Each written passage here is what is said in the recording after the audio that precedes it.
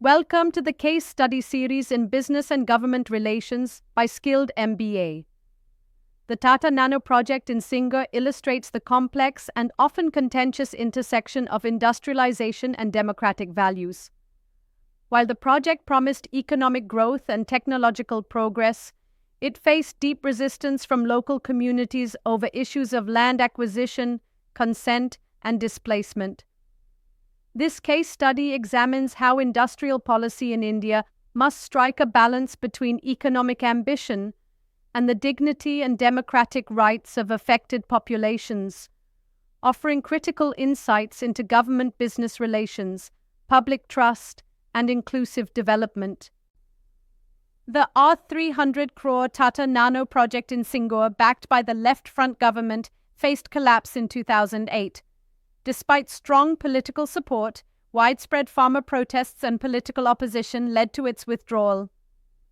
Rajnish Rai's analysis delves into the intricate factors contributing to this high-profile industrial setback. The central dilemma revolves around whether governments should acquire land for private industrial projects in agrarian regions. This raises critical questions about the land rights of farmers, the political legitimacy of such acquisitions, and the impact on rural livelihoods. These issues are pivotal in understanding the broader national debate on development versus displacement. West Bengal's government strategy includes financial incentives and policy support to attract investment, aiming to position the state as an emerging manufacturing hub. A key initiative is the partnership with Tata to produce the world's cheapest car, highlighting the region's industrial ambitions and potential for economic transformation. Kingdom's multiple streams framework highlights the alignment of problem and policy streams in West Bengal's industrialization efforts.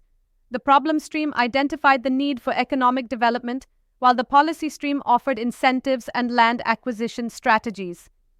However, the politics stream, influenced by public sentiment and opposition movements, disrupted the agenda-setting process, leading to policy failure. The project failed due to a misalignment in the political stream. Local farmers opposed land acquisition, and opposition parties leveraged public sentiment. Media coverage highlighted farmer displacement, exacerbating tensions. The government struggled to build consensus, leading to a collapse in political support despite alignment in policy and problem streams. Policymakers must evaluate if financial incentives alone suffice to attract investment.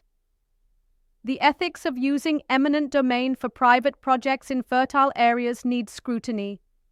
Exploring alternatives such as land pooling, industrial corridors, or voluntary leasing could offer more sustainable solutions, ensuring community support and minimizing political backlash. Stakeholder engagement is crucial. Ignoring public sentiment can lead to political backlash. Securing local consent is vital, as lacking a social license can derail projects. Businesses must actively engage with communities, not just depend on government efforts to ensure successful investment and project implementation. Tata Motors relocated its project to Gujarat, facing delays and increased costs, impacting its reputation among stakeholders. West Bengal lost a significant industrial investment, experienced a political power shift to the opposition, and suffered a damaged reputation with investors. Policy implementation faced challenges due to a top-down design lacking community consultation.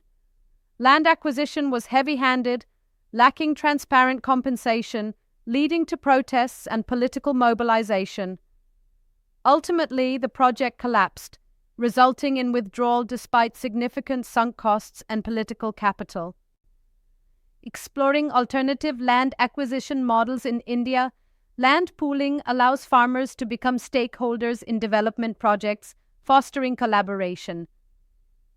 Industrial corridors offer planned zones with integrated compensation mechanisms, ensuring fair treatment. Voluntary leasing provides long-term lease arrangements, preserving ownership rights while facilitating development. These models aim to balance economic growth with social equity, addressing previous policy challenges. Key learning themes include industrial policy design, which balances economic growth with social equity. Political risk management involves assessing risks in emerging markets. The ethics of development focus on the ethical dimensions of land acquisition and displacement. Public-private alignment aims to create shared value between corporate objectives and community interests. The Tata Nano case reshaped India's industrial policy, leading to the 2013 Land Acquisition Act, which mandates better compensation and consent. Corporations now emphasize community engagement and social impact assessments. This case has also shifted political discourse, highlighting the complexities of development and displacement in India. The Tata Nano case in Singur highlights the necessity of aligning economic planning with political goals, ensuring industrial growth is socially legitimate, and balancing corporate interests with community well-being. Without social consent, economic visions risk instability, underscoring the fragile balance required for sustainable development. The Tata Nano project in Singur highlights the critical need for aligning economic strategies with political and social frameworks. It underscores the importance of integrating corporate objectives with community interests to ensure sustainable development. This case study serves as a pivotal example of how economic initiatives must be balanced with social consent to prevent instability.